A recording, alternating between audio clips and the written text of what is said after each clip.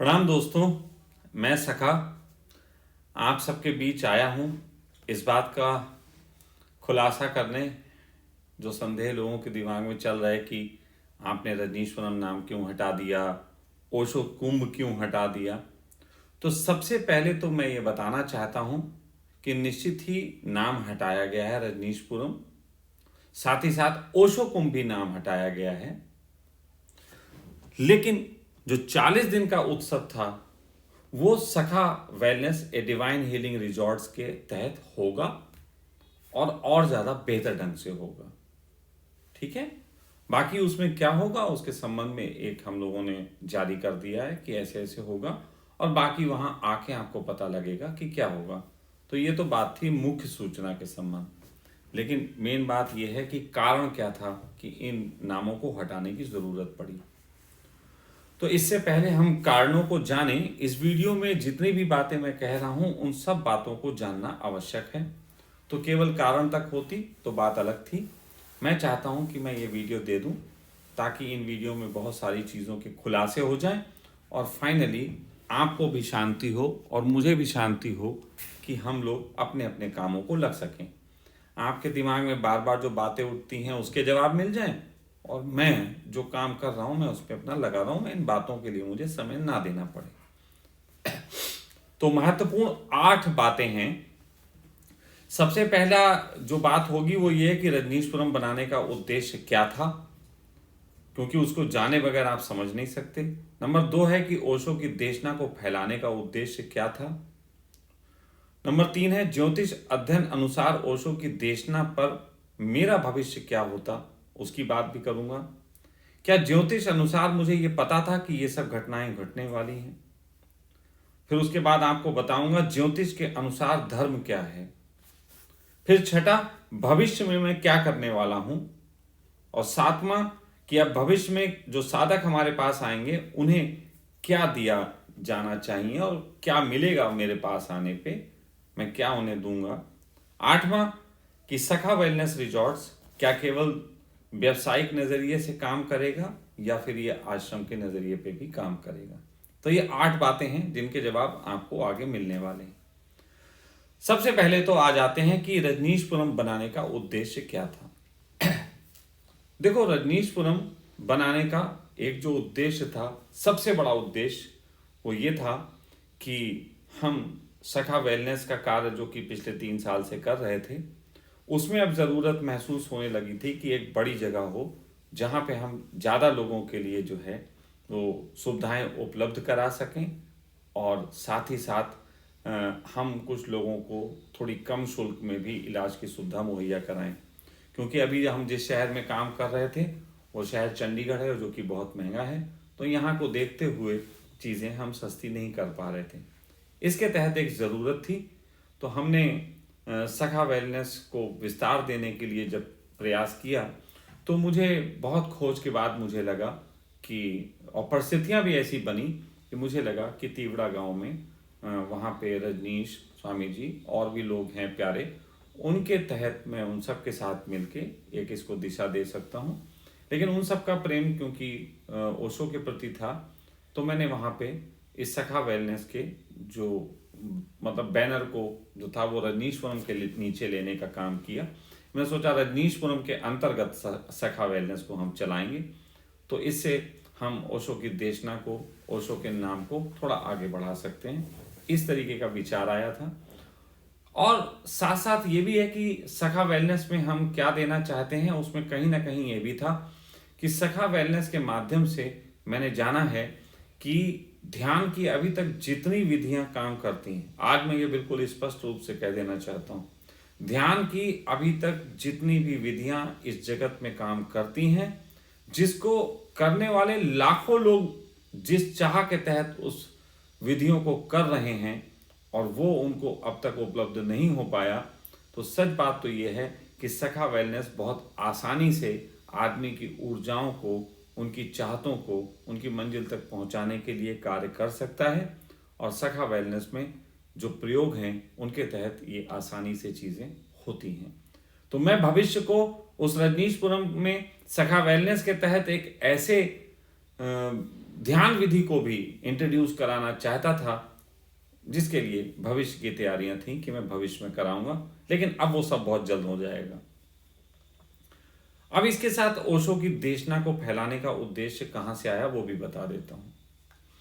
ओशो की देशना को फैलाने का उद्देश्य क्या, मेरे ऊपर एक गुरु का कर्ज रहा है, ये मेरी कुंडली भी दर्शाती है, मेरी स्मृतियों में भी है कि मेरे ऊपर एक गुरु का कर्ज है और वो मुझे काम करना था गुरु का। तो कहीं ना कहीं गुरु का काम करने की बात आई, तो इसलिए था कि मैं ओशो की देशना को गुरु के प्रति कुछ काम करूं। मैं सखा वेलनेस कर रहा हूं, इस माध्यम से बहुत से लोग जो इलाज कराने आते हैं वो ओशो को जानेंगे, समझेंगे, जिएंगे। फिर कहीं ना कहीं क्योंकि मेरा खुद का कुंडली एनालिसिस के अनुरूप ओशो निश्चित ही गुरु हो सकते हैं रईसों के, ओशो जैसा स्वयं कहते थे, लेकिन मेरी चेतना के तहत, मेरे स्वभाव के तहत मुझे लगता था कि गरीबों के लिए भी काम किया जाना चाहिए।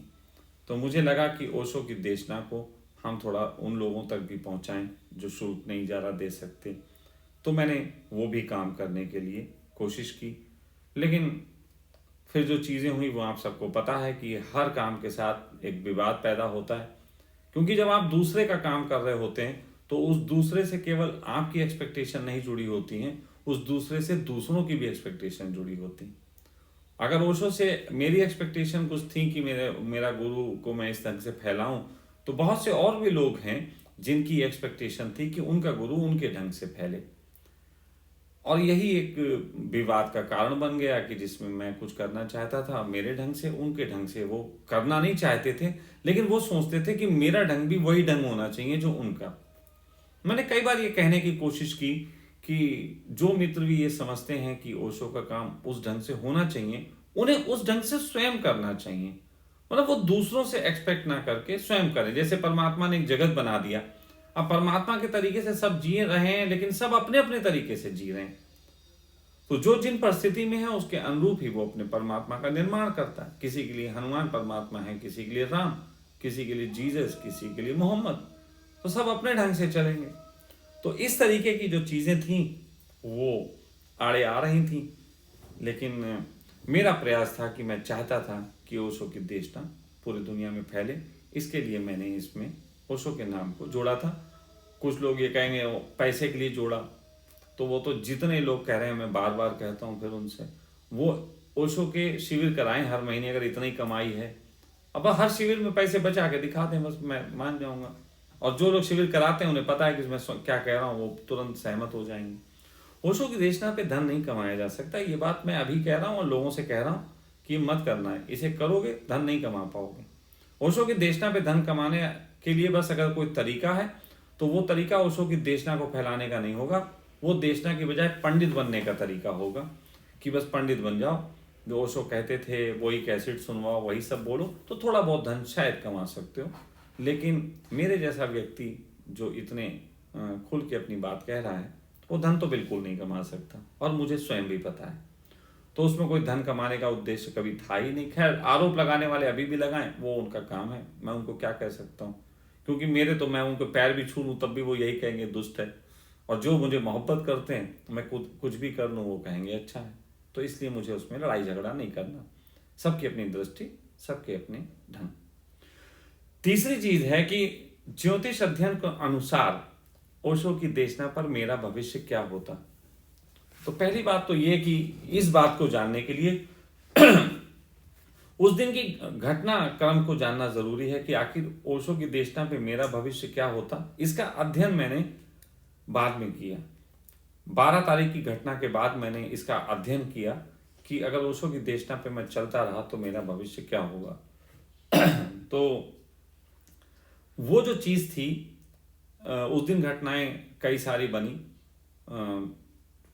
मैं सारी घटनाओं को नहीं बताना चाहूँगा, 2 प्रमुख घटनाओं, बल्कि 4 घटना घटी हैं, 2 घटना मैं नहीं बता रहा हूँ क्योंकि 2 घटना किसी के और जीवन को प्रभावित कर सकती हैं और उनको बुरा लग जाएगा, उनके अपने काम है तो मैं क्यों उनको कहूँ।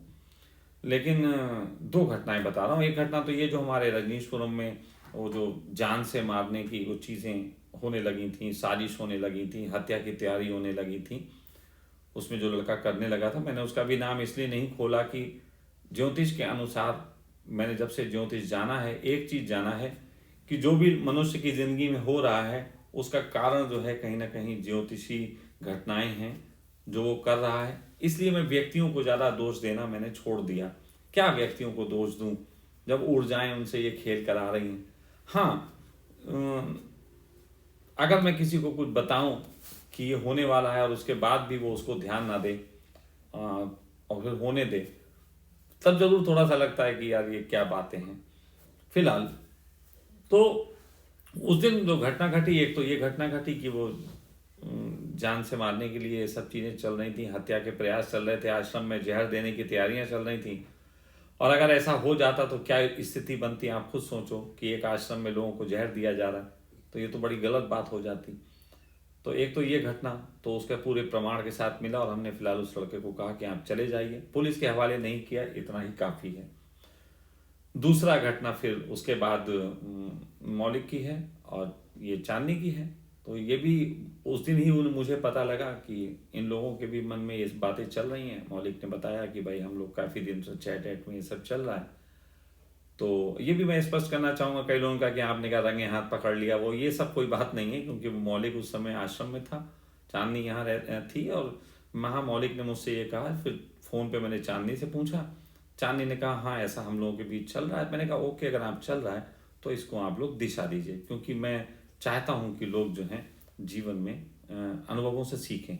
अब यहाँ पे एक छोटी सी बात ये आती है, लोग कहेंगे कि जब आप प्रेम को क्या आप अपमान समझते हैं? नहीं नहीं, प्रेम को मैं बिल्कुल अच्छा समझता हूँ, लेकिन आप थोड़ा बात समझो।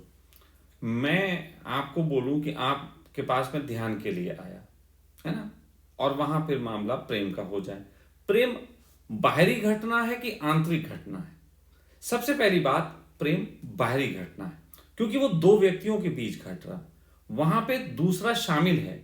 और जब दो व्यक्तियों के बीच प्रेम घट रहा है, बाहरी घटना है, तो यात्रा भी बाहर की होगी। दो लोग हाथ पकड़ के आंख बंद करके बैठ के ध्यान में नहीं उतर जाएंगे, वो सब मूर्ता है। बस चलेगा तो तुरंत सबसे पहले कच्छा खोल देंगे एक दूसरे का, असली घटना वो है। तो बात यह है कि दो लोगों के प्रेम की घटना बाहरी घटना है, और बाहरी घटना है तो बाहर जगत में घटे। बाहरी घटना है तो सीखो कैसे धन कमाया जाता है, कैसे एक दूसरे का ख्याल किया जाता है, जैसे मैंने किया। मैंने अगर अपने जीवन में प्रेम जिया तो मैंने ये थोड़ी ना किया कि प्रेम मैं जीऊंगा और लोग मुझे जो है मेरी व्यवस्था कर दें। मैंने अपने खुद युद्ध लड़े, अपनी सब। मेरे पिता ने मुझसे एक बार कहा कि तुम अपने तरीके का जीवन जीना अगर चाहते हो तो तुम्हें घर से जाना पड़ेगा। अगर तुम परिवार के साथ रहते हो तो पारिवारिक व्यवस्था के संग चलोगे, और अगर तुम जो है पारिवारिक व्यवस्था के अतिरिक्त अपना रास्ता बनाते हो तो परिवार से छोड़ के तुम्हें जाना पड़ेगा। ये मेरे पिता का संदेश था। और जब सखा परिवार का निर्माण हुआ, मैंने सदा कहा, कई बार बीच में कहा है कि सखा परिवार एक नाव है, इस नाव में हम आपको बैठाल रहे हैं कि ये नाव एक दिशा की तरफ बढ़ रही। आप सोच समझ लें कि ये नाव किस दिशा में बढ़ रही। उसके बाद यदि कोई व्यक्ति आता है तो उसको सखा वेलनेस की उस नाव में अपनी पतवार मार के धक्का देना होगा, और वो फिर उसको आगे बढ़ाए, और वो उसको आगे बढ़ाए, यही अच्छा है, ना कि उस नाव के अंदर अपनी नाव रख ले और उसमें उसमें जो है पतवार मारने लगे। तो नाव के अंदर नाव नहीं चलती। अगर आपको अपनी नाव चलानी है तो बाहर जाना पड़ता है। तो इस घटना के तहत ही मेरा था कि अब नहीं, आप लोग जाइए और संसार के दर्शन करिए। हाँ, इस बच्ची के लिए थोड़ा था मेरे अंदर, मुझे वो पीड़ा हुई, लेकिन कोई ऐसी बात नहीं। मैं समझ सकता हूँ, बच्ची की भी अपनी यात्रा है, वो भी एक यात्रा है। मेरे पास थी तो उसकी यात्रा थी, मैंने जब तक थी वो अपना काम किया, और अब वो उसकी यात्रा आगे की यात्रा है। तो इसलिए मैं उस पर कुछ कहना नहीं चाहता। आप लोग अपना निर्णय खुद करते रहिए। हाँ, लेकिन ये जब घटनाएं घटी, इतनी सारी घटी, तो उस रात मुझे थोड़ा सा चिंतन करना पड़ा कि ये घटनाएं इतनी सारी घटी हैं, तो आखिर इनके पीछे के कारण क्या हैं, और ऐसा क्यों होता है कि जब जब मैं ओशो का काम करने निकलता हूं तब तब मेरे ऊपर आफत टूट पड़ती है, और ओशो का काम जब नहीं कर रहा होता हूं तो मैं कुछ अच्छे से सफल होता हूं, कोई दिक्कत नहीं होती। तो आखिर इसमें क्या है चीजें? तो यहाँ पे जो बात निकल के आई, उस बात के बारे में जानना जरूरी है, और वो बात कारण बनती है ओशो के नाम को हटाए जाने का। हाँ, स्पष्ट कर देना चाहूंगा, ये कारण भय से नहीं उत्पन्न हुए, समझदारी से उत्पन्न हुए, है ना। कोई हम चीज जानते हैं और हम उस चीज को एनकाउंटर नहीं कर सकते तो हम उस जगत में ऐसा क्यों करें। तो मैं थोड़ा बता देता हूं। ज्योतिषी अध्ययन के अनुसार अगर बात की जाए तो ओशो की कुंडली पे थोड़ा सा निगाह डाल लेते हैं। तो मैं ये बोलूंगा कि जो लोग कुंडली बनाते हैं अगर वो देखना चाहें तो उनके अनुसार ओशो के जो मेरी कुंडली बनाने का ढंग है उसके हिसाब से ओशो 11 दिसंबर 1931 को पैदा हुए और सुबह के 5:13 का वक्त मैं उनका लेके चलता हूँ, मॉर्निंग का AM।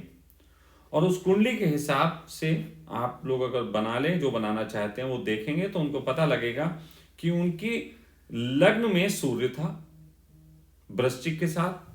तो ये दोनों चीजें इंसान के फेम का कारण बनती हैं और यही कारण है कि ऐसे व्यक्ति के चेहरे पे उसकी आंखों में एक चमक होती है जो लोगों को प्रभावित करती है। ओशो का चेहरा वैसी था। आप अगर इसमें देखना चाहें तो ओशो के नवें घर में बृहस्पति है जो कि बृहस्पति का ही घर होता है और कर्क राशि के साथ है। इसका मतलब है उसने पूरा पकड़ा हुआ है गुरु को, पूरे तरीके से वो गुरु का ही काम उनसे करवा रहे थे, इसीलिए वो एक अच्छे गुरु के रूप में पूरी दुनिया के बीच में आए। अब अगर आप देखना चाहें दूसरा घर जो होता है वो धन का होता है और उसमें चंद्र, शुक्र, शनि, बुध, मंगल धनु के साथ बैठे। इसका अर्थ यह है कि ओशो के लिए धन की व्यवस्था इतने सारे ग्रह कर रहे थे, यानी कि किसी का मंगल अच्छा होगा, ओशो को प्रेम करता होगा तो धन देने लगता था। मतलब सभी तरीके की ऊर्जाएं ओशो के लिए धन को इकट्ठा करने का काम कर रही थी। इसीलिए ओशो के पास धन की कमी कोई नहीं थी और धन वो कमाते नहीं थे, सब कुछ उनको जो था दान स्वरूप आता था। अब यहाँ पे एक और चीज है समझने वाली, वो ये कि बृहस्पति जो होता है वो आपके जो लोग कुंडली अध्ययन करते हैं उनको पता है कि बृहस्पति सबसे पहले सूर्य पे निगाह उनके डाल रहा था, 5वां घर है ना। तो 5वां घर जो है लग्न का उस पर सूर्य है तो बृहस्पति ही नाम कराता है, तो इसीलिए उनके गुरु होके ही उनका दुनिया में नाम हुआ। फिर बृहस्पति की एक दृष्टि उनके नवें घर पे जा रही है जिसमें राहु बैठा है। अब यहाँ पे क्या, यहाँ पे गड़बड़ हो गई थोड़ी सी, और ये गड़बड़ ये है कि ओशो के जो शिष्य होंगे, क्योंकि 5वां घर जो होता है वो शिष्यों का और पुत्रों का होता है, ओशो के जितने भी शिष्य होंगे वो सब उन पर राहु हावी होगा। यानी कि ओशो की देशना के में चलने वाले लोग ज्यादातर मेटलर्जिस्टिक हो जाते हैं, निकलते धर्म के लिए हैं, बातें धर्म की करते हैं, लेकिन पूरे तरीके से मेटलर्जिस्टिक प्रभाव उनके ऊपर ज्यादा होता है। आप ओशो के सन्यासियों से सुनोगे वो कहते जब तक भोग नहीं लेंगे तब तक मुक्ति नहीं, है ना। जबकि ओशो ही कहीं ऐसे भी कह रहे हैं कि भोग जो है वो एक अनंत प्रक्रिया है, ये कभी भी भोग से मुक्ति नहीं हो सकती, ऐसी बात ओशो भी कह रहे हैं। फिलहाल तो सब लोग उनके जो शिष्य होते हैं वो राहु की तरह होते हैं, और इसी में अगर देखो तो 11वें नंबर में ओशो का केतु बैठा है। यानी कि ओशो सब कुछ करेंगे लेकिन अंत में जब परिणाम का वक्त आएगा, परिणाम में उनके हाथ कुछ नहीं आएगा, परिणाम कुछ नहीं आएगा। अंत में जो कुछ उन्होंने किया वो सब शून्य हो गया। और मैं कहूँगा आप लोगों से सुन के बड़ा अजीब लगेगा, ओशो के करेगा तो कोई परिणाम नहीं आया, लेकिन ओशो के लिए स्वयं के लिए ये बहुत बड़ा परिणाम है। और ये पूरी कुंडली दिखाती है कि ये आदमी मोक्ष में गया, कोई शक नहीं। इस कुंडली को देखने के बाद कोई शक नहीं होता कि आदमी मोक्ष में नहीं गया। ओशो मोक्ष में ही पूर्णता से गए, लेकिन छोड़ गए पीछे अपने शिष्यों को जो कि सब राहु हैं। ओशो को मानने वाला सब राहु हो जाएंगे। ओशो के मानने वाले सब लोगों में, जैसे मैं कई बार एक कहता था कि ओशो के सारे सन्यासियों में देखता हूं कि उनके पास एक मारुति कार है जिसमें विचार का इंजन मर्सिडीज का लग गया, तो इसको ऐसे ही एम्पलीफाई, मतलब ओशो हर आदमी के मन को एम्पलीफाई कर देंगे। कोई आदमी मोक्ष के लिए इतना पागल हो जाएगा कि वो मोक्ष के लिए तमाम तरीके की बेवकूफियां कर डालेगा, मतलब अनंत बेवकूफी कर सकता है। कोई आदमी प्रेम की, जैसे ओशो के सन्यासी प्रेम की बात करेंगे, है तो उनको एक लड़की चाहिए, है तो उनको एक लड़का चाहिए, लेकिन बात करेंगे परमात्मा की, हरे प्रेम परमात्मा, ये एम्पलीफाई करना है। इसको बिल्कुल सहजता से वो उसको इनकाउंटर नहीं कर रहे कि प्रेम है, सेक्स के लिए है, एक इमोशन का सपोर्ट मिल जाए इसके लिए है, ये प्रैक्टिकल बात ये है। लेकिन उनका जो राहु है वो उसको एम्पलीफाई कर देता है। हमें तो प्रेम में ही परमात्मा देखना है, ये सब बातें एम्पलीफाई कर देती। तो ये राहु। तो अब इसी राहु में जैसे वही बात है कि शीला थी। अब शीला थी, उसको भी एम्पलीफाई हो गया। एक आदमी से उसको कभी को परेशानी हुई थी, उसकी वजह से वो सबको जहर दे देना चाहती थी। जो उसके तरीके से नजर आता था, उसके चेहरे जैसा लगता था, उसको जहर देने का मन करता था। तो शीला ने जहर देने शुरू कर दिए। तो ये रजनीशपुरम जो ओशो का बना, वहाँ ये हुआ। तो अब जब हमने उस दिन एनालिसिस किया इन घटनाओं का, तो उन घटनाओं के तहत ये समझ में आया कि जब जब मैं ओशो के लिए कार्य करता हूँ, तब तब मैं अपनी ज़िंदगी में ऐसी ऊर्जाओं को निमंत्रण देता हूँ जैसी ऊर्जाएं ओशो के निकट आई थीं। और जिस तरीके के कार्य ओशो के समय में हुए थे, महिलाएं धोखा देती थीं। ओशो ने ये बोला है कि मुझे कई महिलाओं ने मेरे आश्रम खा गई, है ना। और अंत में यहाँ तक की उल्लेख है कि लोग नहीं समझे मुझे, और जो मैं कहना चाहता था वो किसी को कुछ नहीं। तो कहने का मतलब फिर शीला की बात आती है, और सब बातें आती हैं। जिस तरीके की घटनाएं रजनीशपुरम में चल रही थी, वहाँ ड्रग्स, वहाँ ये। अब जैसे हमारे आश्रम में मुझे पता लगा कि जो लड़का जहर देने की तैयारी कर रहा था, वही वहाँ लोगों को ड्रग्स भी ला के, मतलब भांग वांग ला के खिलाने लगा था। और ये सब तो रजनीशपुरम के नियमों में हमने बनाया। मेरे अनुसार ये सब चीज़ें नहीं होनी चाहिए। मैंने इन सब चीज़ों पर रोक लगाई कि ये बात नहीं चलेगी। मुझे दिक्कत नहीं है सेक्स से, लेकिन अपने घर करो जाके। अब ऐसा थोड़ी ना तो मैं सेक्स का अड्डा बना दूँ तुम्हारे लिए सेक्स करने के लिए। मुझे दिक्कत नहीं है कि तुम सिगरेट पियो, शराब पियो, अपने घर में पियो। उसके लिए बार है, सरकार की व्यवस्था है, सरकारी व्यवस्था के तहत पियो। तो मुझे वो कोई दिक्कत नहीं। देखो, हर चीज़ का एक ढंग होता है। जिस प्रकार आप सूट पहन के जो हैं वो शव यात्रा में नहीं जा सकते, लेकिन सूट पहन के शादी में जा सकते हैं। अब कोई कहेगा ये कोई बात हुई स्वामी जी, हमारा मन है, हम तो सूट घर में पहनते हैं, हम तो शव यात्रा में भी सूट पहन के जाएंगे। तुम्हें लठ बजाएंगे लोग अगर सूट पहन के तुम जाओगे। तुम शादी में जैसे तैयार होके जाते हो लिपस्टिक पाउडर लगा के, वैसे किसी की शव यात्रा में थोड़ी जाओगे। और जैसे तुम शव यात्रा में जाते हो रोते पीटते छाती पीटते, ऐसे किसी की शादी में नहीं जाओगे। तो हर एक का ढंग होता है। उसी प्रकार मेरा जो आश्रम था रजनीशपुरम, उसमें ढंग था।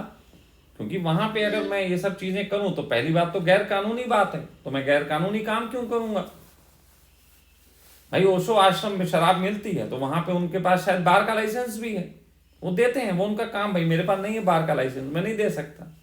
लेकिन ये सब चीजें कि वहां पे हत्या की तैयारी होने लगी, वहां पे वही एनर्जियां इकट्ठी होने लगी, लोग नशे की बात करने लगे, तो ये मेरे स्वभाव से अनुरूप है। अभी मैं अपनी कुंडली के बारे में भी बताऊंगा। तो मैंने ये नोटिस किया, जब हम लोगों ने खूब डिस्कशन किया, 10-12 घंटे कुंडली पे रिसर्च हुई। उन्होंने कहा कि अगर मैं इस तरीके का काम करता हूं तो फाइनली मुझे ये इस तरीके के परिणाम भुगतने ही पड़ेंगे, और ये लाइफ टाइम चलेगा। अगर ओशो का काम जब तक करूंगा ये चीजें होती रहेंगी। और मुझे ये चीजें पसंद नहीं। मुझे ये चीजें व्यक्तिगत रूप से बिल्कुल पसंद नहीं। मुझे प्रेम पसंद है, हाँ, आप उसको सहारा दीजिए, उसका सहारा बनिए, प्रेम करिए, अच्छी बात है, मुझे कोई दिक्कत नहीं। आपको सेक्स पसंद है, सेक्स करिए। अब लोग देखो, हम अगर आपके यहाँ सेक्स मिलेगा, अरे भाई चलो हमारे यहाँ सेक्स मिलेगा, तुम ये ढूंढने आ रहे हो तो अपने घर पे भी बता के आओ कि मैं सेक्स ढूंढने जा रहा हूँ, कोई दिक्कत नहीं है। लेकिन घर पे आपको बता के आना है कि ध्यान करने जा रहे हो, यहाँ आपको आके सेक्स ढूंढना है, और उसके बाद मोहल्ले में जाके 4 दोस्तों को बताना है कि हम तो वहां सेक्स ढूंढने गए थे, और फिर वो 4 लड़कों को बातें करनी है कि रजनीशपुरम में ये होता है। क्या मतलब है इसका? क्यों मैं करूंगा इन चीजों को? तो मैं ये नहीं चाहता। मैं बहुत अपना जीवन, बिल्कुल मेरा स्पष्ट जीवन रहा है, स्पष्ट जीवन लेके चलना चाहता हूं। मैंने अपने जीवन में जो जिया है उसका शुल्क दिया है, उसका भुगतान किया। आपको अपने जीवन में जो जीना है उसका भुगतान करिए। बहुत जगहें हैं, बहुत जगहें हैं जहां आप जाके अपनी संतुष्टियां कर सकते हैं। वैश्यालय भी हैं, वहां जाइए। आप धर्म के नाम पे ये सब क्यों कचरा करना चाहते हैं? तो मेरी थोड़ी सी जो है वो कुंडली इसके लिए राजी नहीं होती।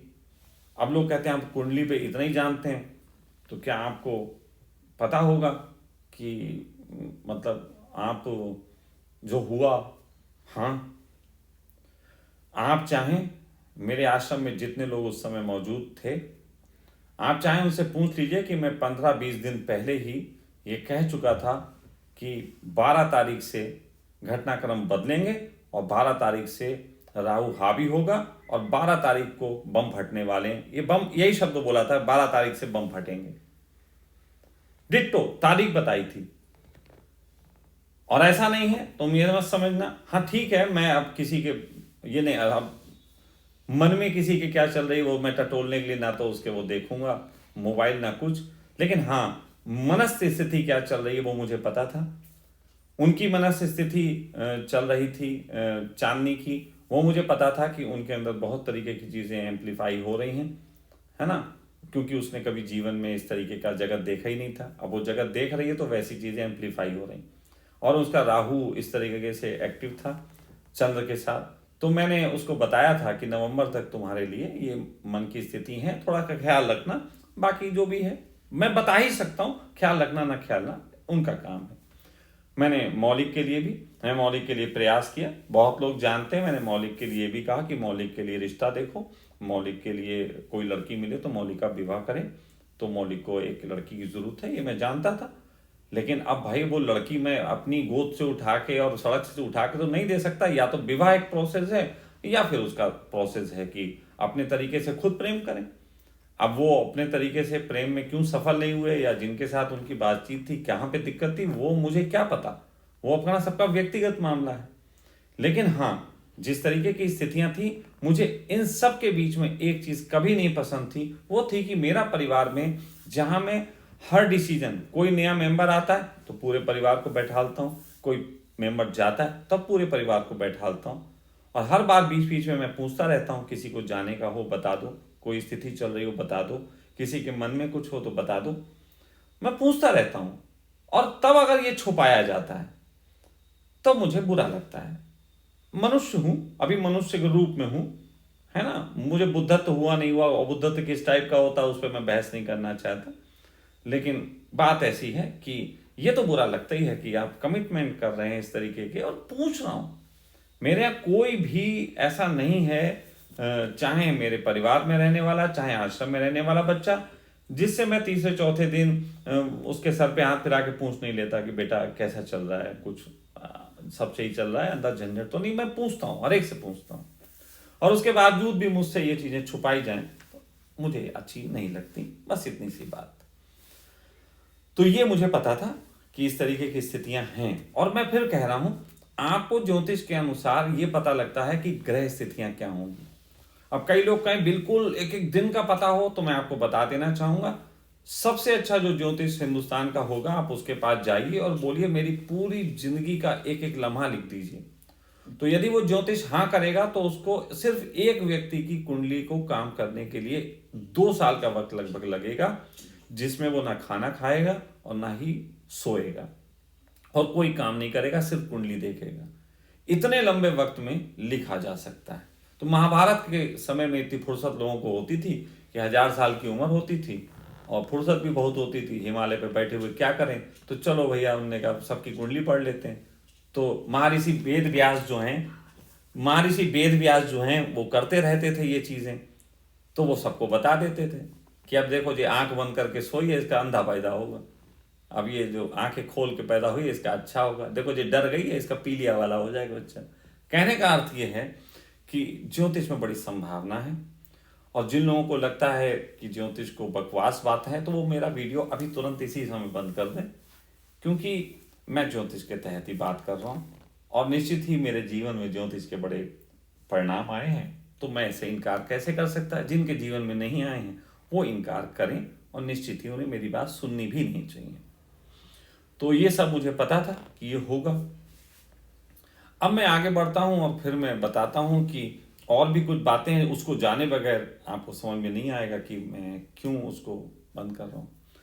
तो एक उसमें बात सबसे बड़ी ये भी थी कि जो मैं कर रहा हूं रजनीशपुरम के तहत, वो मेरी अपनी एक धारणा थी कि मैं लोगों को वहां आने वाले, चाहे कोई भी सन्यासी आए कोई आए, उनको ध्यान की तरफ धक्का देना चाहता था।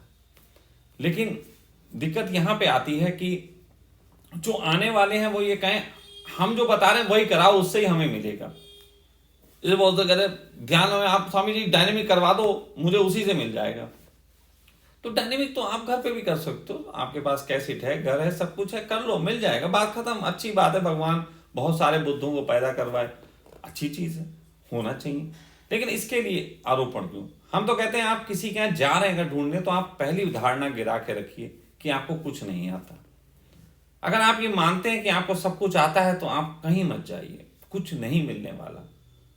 सत्य को ढूंढने धारणा बना के नहीं निकला जाता। ये मेरी एक फिलॉसफी है जिस पे मैं काम करता हूँ, और मैं लगभग सभी सन्यासियों को जो मेरे पास आते थे मैं बताता था कि देखो ये ढंग है मेरा, है ना। आप मुझसे जो लेने आए हो तो पूछ तो लो कि आप मुझसे लेने क्या आए हो, और मैं दे सकता हूं कि नहीं दे सकता हूं।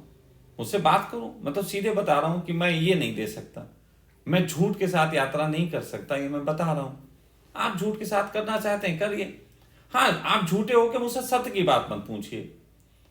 लोग मुझसे आके अगर ये कहें स्वामी जी चाय पीनी है, बैठना है, गप्पे मारनी है, ठीक है, आप मुझसे राजनीति पे बात कर लीजिए, सब कर लीजिए, मैं बिल्कुल सहजता से कर लूंगा, कोई किसी को अड़चन नहीं।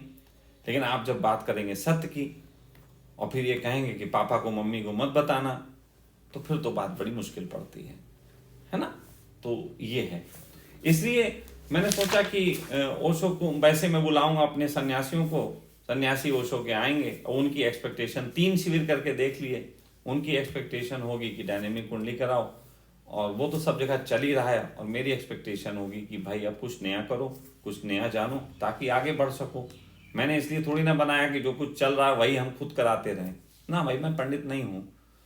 तो मुझे लगा कि ये कहीं ना कहीं एक ऐसा हो जाएगा कि लोग आएंगे और फिर वो निराश होंगे, तो वो भी अपना समय क्यों बर्बाद करें, और वो खुश नहीं होंगे तो मैं भी निराश होऊंगा, तो मैं भी अपना समय क्यों बर्बाद करूं। तो ये भी एक कारण रहा कि मैंने कहा भाई चलो हटाओ, अब हम अपनी ही दुकान खोल लेते हैं, क्या है। पापा के नाम पे जितने दिन चलनी थी उतने दिन चला ली, है ना। अब बेटा अपने नाम पे चला लेगा, जितनी चलनी होगी चल जाएगी। तोंदूमल का बेटा लौंदूमल वो अपना काम करेगा। तो कुल मिला के ये, अब आती है बात ये कि ज्योतिष के अनुसार धर्म क्या है, क्योंकि इस बात को समझे बगैर भी आप नहीं समझ पाएंगे कि मैं क्या देना चाहता हूं, और रजनीशपुरम बनाने के उद्देश्य में ये सब चीजें क्या शामिल थी। ओशो की देशना को फैलाने के पीछे भी लोग भटक रहे थे, तो मुझे लगा कि मैं एक सही काम कर सकूं। देखो, ज्योतिष कहता है कि आपके हाथ में कुछ ऊर्जाएं हैं। ज्योतिष का सबसे पहले चित्र है उसका, अगर आप समझ सको, उन्होंने कहा कि एक चित्र है जिसमें रथ पे बैठे हुए हैं सूर्य, और रथ को चला रहे हैं चंद्र, और आगे 5 घोड़े बंधे हैं जिसमें मंगल, बुध, बृहस्पति, शुक्र और शनि, ये 5 घोड़े बंधे, और उन घोड़ों के ऊपर 2 घोड़े और हैं जो कि राहु और केतु हैं, तो बीच बीच में घोड़ों के कान में अपनी बात फूंकते रहते हैं। तो ये कुल मिला के इस तरीके का पूरा एक चित्र है। अब इस चित्र के तहत चित्र क्या कहता है? चित्र ये कहता है कि आपको एक वाहन मिला है, रथ मिला है, जिसमें सूर्य निर्देशित करेगा कि जाना कहाँ है। लेकिन सूर्य क्योंकि राजा है, अब राजा सबसे बात करता नहीं, तो उसने एक असिस्टेंट रखा है जिसको चंद्र कहा गया है। तो चंद्र क्योंकि मन है, माँ भी है, भोजन भी है, और हर आदमी भोजन से जुड़ा है, तो चंद्र जो है वो बाकी घोड़ों को बताएंगे कि तुम इस तरफ चलो, इस तरफ चलो, और वो घोड़े फिर जो हैं यात्रा करेंगे। बीच बीच में घोड़ों के मन में, कान में जो है वो राहु और केतु अपनी अपनी विचारधारा देंगे, और उससे वो घोड़े कैसे प्रभावित होते हैं इसी पे डिपेंड करता है कि ये रथ यात्रा आगे करेगा नहीं। ये है कुल कंसेप्ट, मतलब ज्योतिष का। अब यहां पे एक दिन मैंने एक प्रश्न पूछा सबसे, मैंने कहा अच्छा ये बताओ कि ये रथ जा कहाँ रहा है, पहुंचेगा कहाँ। मैंने प्रश्न किया अपने घर में सारे बच्चों को बैठा कर, अच्छा चलो ये रथ है, ये रथ कहाँ जाने के लिए पैदा हुआ। सामान्यतः सोच के देखो, आप भी सोचो, चलो थोड़ी देर सोचो, सोचो खेलते हैं। आपने सोच लिए होंगे, आप सोचने में तो सामर्थ्य है, बहुत अच्छे तेज हैं आप लोग, सब सोच लिया होगा। किसी ने सोच लिया होगा मोक्ष में जाना है, किसी ने कहा हर आदमी का जीवन का एक उद्देश्य है, उद्देश्य पूरा करना है, ऐसे करके बहुत सारे आ रहे होंगे विचार। लेकिन मालूम है रथ को वापिस वहीं आना है जहां से चला था। रथ को वापिस वहीं आना है जहां से चला था। तो जब चला था, जैसे आपने एक गाड़ी आपकी थी, आप किराए पे लेके निकले, अब किराए की गाड़ी है ना, रथ तुम्हारे बाप का थोड़ी ना है, ये रथ तो किराए का है, भगवान ने दिया, किराए का रथ है। तो जब वापस लेके जाओगे तो भगवान जी देखेंगे बेटा किस किस घोड़े की तुम टांग तोड़ के लाए, किस किस घोड़े का तुमने मूड खराब कर दिया बीच में, है ना, रथ में क्या क्या गड़बड़े हुई, राहु केतु ने कौन से घोड़ों को कैसे भटकाया। तो इस तरीके से रथ की टेस्टिंग होगी, और जो व्यक्ति अपने रथ अनुरूप जीवन को चला के वापिस सही सलामत रथ को लेके पहुंच जाएगा, और ही इज विनर। बाकी जो सही सलामत नहीं आएगा तो उसे कहा जाएगा जाओ बेटा रथ ठीक करा के लाओ अपना, ये फिर से हमारा रथ तो जैसा था वैसा लौटा लो हमें। तो ऐसी ही स्थिति है। तो इसमें क्या होता है कि ज्योतिषी अध्ययन के अनुसार ये बहुत आसानी से पता चल जाता है कि किस व्यक्ति को किस तरीके से अपनी आध्यात्मिक यात्रा करनी चाहिए, और वो आध्यात्मिक यात्रा करने में उसे ये भी बताया जाता है कि कब कब तुम्हें कैसी कैसी चीजें भटकाएंगी और कैसी कैसी चीजों से बचने के क्या उपाय हैं। दोनों ही चीजें बताई जाती हैं, लेकिन ज्योतिष का काम सिर्फ इतना ही है कि आपको दोनों चीजों से अवगत कराए। ज्योतिष कोई ऐसी नहीं है चीज की सैटन है कि होगा, हाँ ग्रह स्थितियां सैटन है कि यही होंगी, बिल्कुल तय है कि ऐसी ही होंगी, लेकिन उन ग्रह स्थितियों में आपकी आत्मा यदि बलवान है तो आप राहु और केतु के लफड़ों में नहीं पड़ोगे और अपने को अच्छे ढंग से यात्रा करा लोगे, और आप वहां पहुंचोगे जहां पे आपको पहुंचना चाहिए, यानी कि वापिस घोड़े को सही सलामत, रथ को सही सलामत लेके। तो ज्योतिष के अनुसार ये है धर्म की पूरी कहानी, जिसे हर आदमी को अपने ढंग से अपने नक्षत्रों के अनुसार यात्रा करनी चाहिए। अब यहाँ पे आता है मेरे नक्षत्र जो हैं क्या कहते हैं। मेरे नक्षत्र कहते हैं कि मुझे ये जो वक्त चल रहा था, इस वक्त में मैं गुरु काम के लिए बहुत ज़्यादा प्रेरित रहूँगा, बहुत ज़्यादा करने का प्रयास करूँगा, और ये 2009 से लेके और ये अब आगे 2025 मार्च तक का ही समय दिखाई देता है। इस समय मैं गुरु के काम को करूँगा, और इतनी शिद्दत से, इतनी पूर्णता से करूँगा कि जाते जाते गुरु आशीर्वाद भी दे जाएंगे। फाइनली मुझे जो मिलना था वो मिल जाएगा, और मुझे मिलना जो था वो मिल गया है, और वो है सबसे बड़ी चीज़ समझ, कि मुझे जिस दिशा में मैं आगे बढ़ रहा था ये दिशा मेरी नहीं है, और इस दिशा में मुझे नहीं बढ़ना चाहिए, और मैं इस दिशा में नहीं बढ़ूंगा।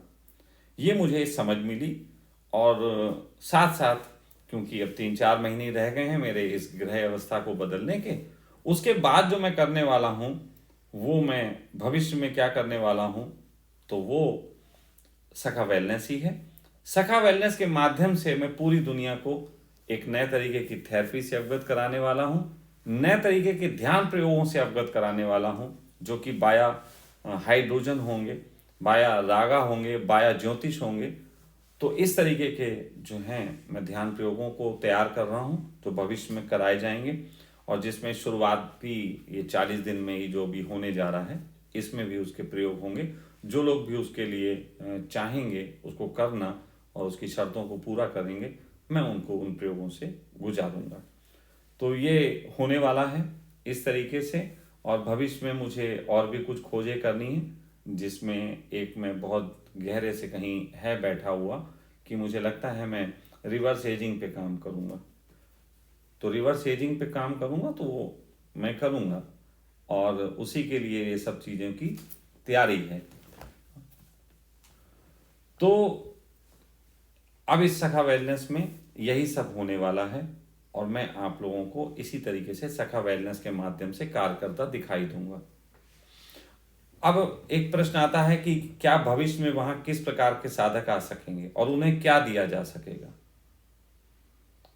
तो सिंपल सी बात है, सभी प्रकार के साधकों का वहां पे स्वागत है, लेकिन अभी 40 दिन तो ये ऐसे ही चलेगा। हाँ, इस बीच में अगर कोई साधक चाहेगा तो भी ये बातें होंगी जो मैं कहने जा रहा।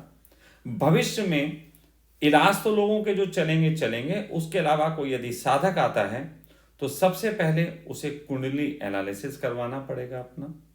कुंडली एनालिसिस करके हम उसे बताएंगे कि आप योग्य पात्र हो या नहीं हो, या आपके लिए ध्यान के कौन कौन से आयाम हैं, और उसके बाद अगर वो चाहेगा तो उसको सखा वेलनेस की थेरेपी के तहत ध्यान से गुजारा जाएगा, जो उसके लिए उपयुक्त होगा, और उसकी जो ऊर्जाएं होंगी जो इधर उधर भटक रही होंगी उनको ठीक करने का काम होगा।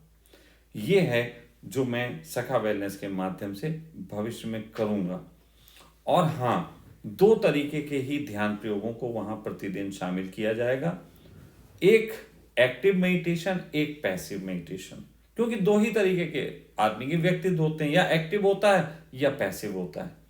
तो मैं एक एक्टिव मेडिटेशन कोई और एक पैसिव मेडिटेशन इस 40 दिन के दौरान भी करवाऊंगा, और भविष्य में भी 2 ही तरीके के मेडिटेशनों पे काम होगा, एक्टिव और पैसिव, एक्टिव और पैसिव। बस यही हमारा सिंपल सा उद्देश्य है कि जो लोग, जिन्हें लगता है कि वो पूरी जिंदगी बहुत मेहनत के बाद भी अभी वो यात्रा नहीं कर सके जो वो करना चाहते थे, तो उनके लिए सखा वेलनेस जन्म कुंडली और इन सब के माध्यम से एक उनकी स्थिति को, उनकी कहते हैं ना कि अलाइनमेंट करेगा, उनके जो भी ग्रह हैं, जो भी उन्होंने अपने जीवन में गड़बड़ें कर दी हैं, जो भी घोड़ों को नुकसान पहुंचा दिया है, जो भी रथ में टूट फूट हो गई है, उसको ठीक करने का काम हम लोग कर सकते हैं, और वही हम करते हैं। तो फिलहाल ये एक भविष्य में होने जाएगा। अब किसी ने पूछा है क्या सखा वेलनेस रिजॉर्ट्स केवल व्यावसायिक नजरिए से काम करेगा या आश्रम? देखो, ये एक बहुत कंट्रोवर्शियल प्रश्न है, लेकिन इसका उत्तर यह है कि निश्चित ही रिजॉर्ट, सखा वेलनेस रिजॉर्ट्स रखा गया है। तो रिजॉर्ट्स में तो ये है कि आदमी, अब क्योंकि रिजॉर्ट्स का भी एक चीज़ है कि केवल रिजॉर्ट्स नहीं है, एक डिवाइन हीलिंग रिजॉर्ट्स है। तो यानी कि आध्यात्मिकता तो है, हीलिंग है, बस हीलिंग के ढंग जो हैं वो हमारी सखा वेलनेस की थेरेपी के हैं, तो वो रहेंगे। व्यावसायिक नज़रिए से ही काम होंगे, क्योंकि व्यावसायिक नज़रिए को ज़्यादा बेहतर है, ना कोई छोटा ना कोई बड़ा। भाई आप आए हैं जिस काम से, हमें उसका धन दीजिए, अपना काम कराइए, जा रहे। हम आपके गुरु नहीं हैं, ना ही आप हमारे शिष्य हैं। गुरु शिष्य का खेल खत्म। इस बीच जो लोग होंगे, जो आश्रम जिसको कह सकते हैं, तो सखा परिवार जो बचा रह गया है, या कभी कभी कोई मुझे प्यारा लड़का लड़की दिख जाएगा तो उसको रख लिया करेंगे। वो हमारे ऊपर हमेशा रहेगा, चलता रहेगा। खतरे लेने से तो हम बाज आते नहीं हैं, आगे भी चलते रहेंगे। तो वो तो सब चलता रहेगा। बस वही लोग मेरे आश्रम का काम करेंगे, उसको आगे बढ़ाएंगे। समय के साथ साथ जिन्होंने सिखाया है उनका धन्यवाद, और जो आगे मुझसे सीखेंगे और सिखाएंगे उनका भी धन्यवाद और स्वागत। इतनी सी बात है। अब आप लोग 40 दिन के लिए तैयारियां कर लीजिए। 40 दिन के लिए सखा का वास्तविक रूप देखने जा रहा है, क्योंकि अब आपको पहले दिन से लेकर आखिरी 40वें दिन तक सखा को ये समझाने में अपनी ऊर्जा गंवाने की बिल्कुल ज़रूरत नहीं है कि ओशो की देशना में कौन क्या कर रहा। जिसको जो लगता हो वो कर रहा है। यहाँ पे मेरी दृष्टि में मैंने जो देशना को समझा है मैं वो दूंगा, सखा अपनी दृष्टि से बात करेंगे।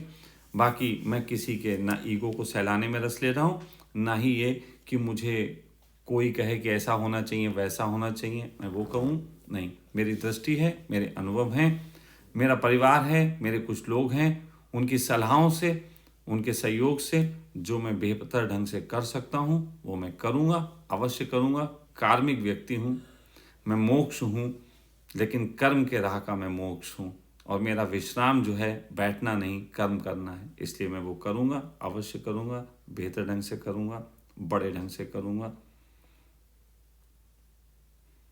रुक गया हूँ तो समझ जाओ बंद होने वाला है। Thank you.